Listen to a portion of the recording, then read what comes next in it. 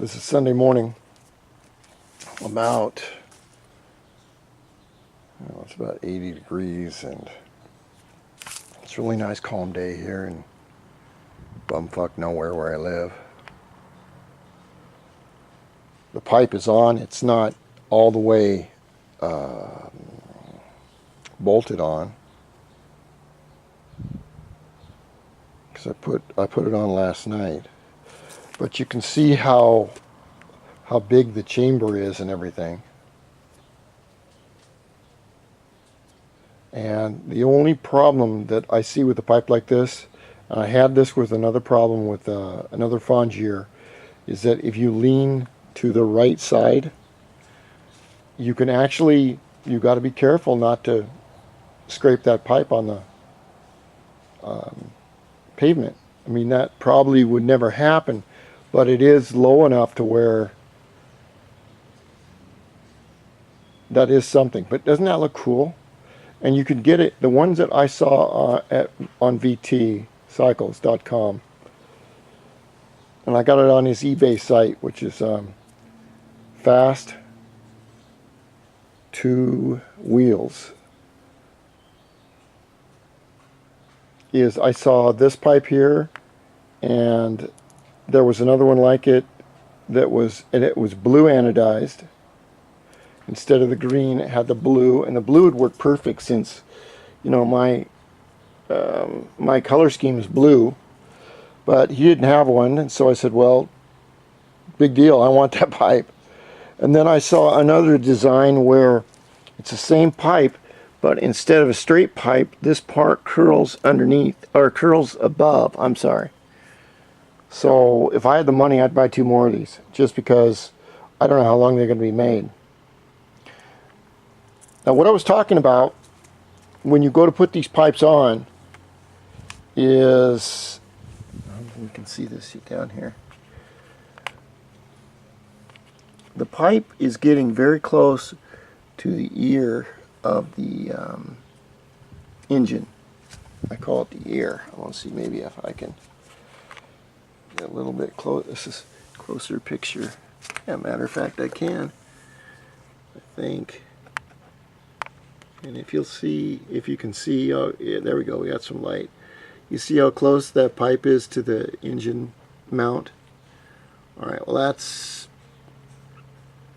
I might take off a little bit more. Because if that engine mount right there, right in there, starts to rub against that pipe, it will rub a hole in it faster than you can imagine. That is a problem with rubbing a hole. Also, if, say you have the stock, let me sit down here. I'll sit down, probably can't stand up. If you have the stock cover on the flywheel, then you have your little bolt holes right here, and and there's a bolt hole there. But if you have, sometimes you'll have a nut head looks like that, and it will just be touching the pipe. And you think, oh, it's no big deal. It's okay, it's okay.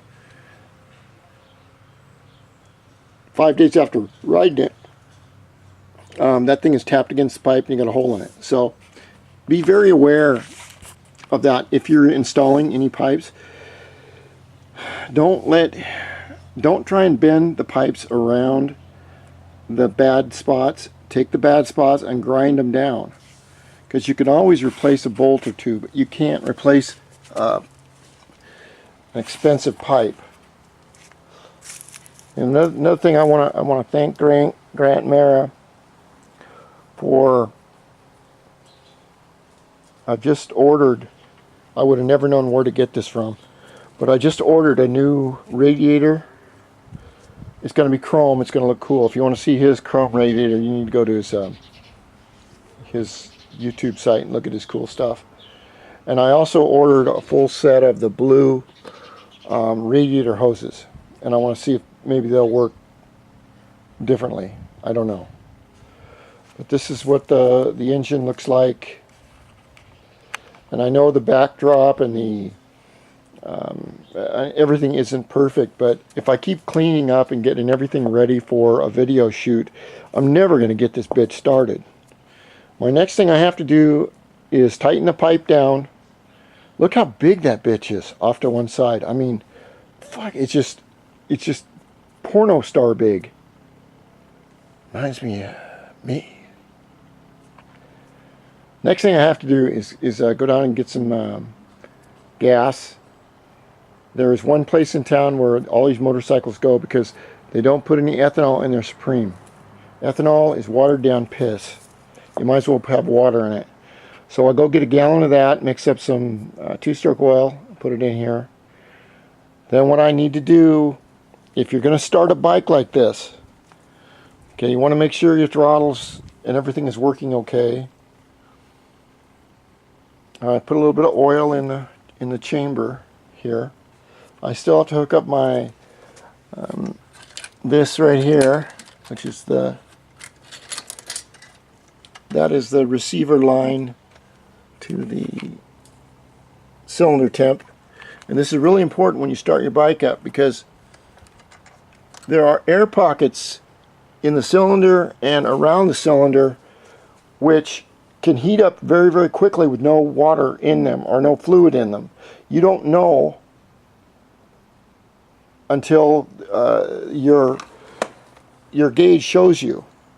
And also, this is a really neat gauge from California. They make stuff for aircraft. You can also go to K&N gauge. It's really nice for like 60 bucks. I'm thinking about maybe getting one of them too. I don't know. But that's where I'm at so far. Pipe looks good. Once I get it started and I'll just keep working on it. This is Project DIO. We're getting very, very close. Rock on.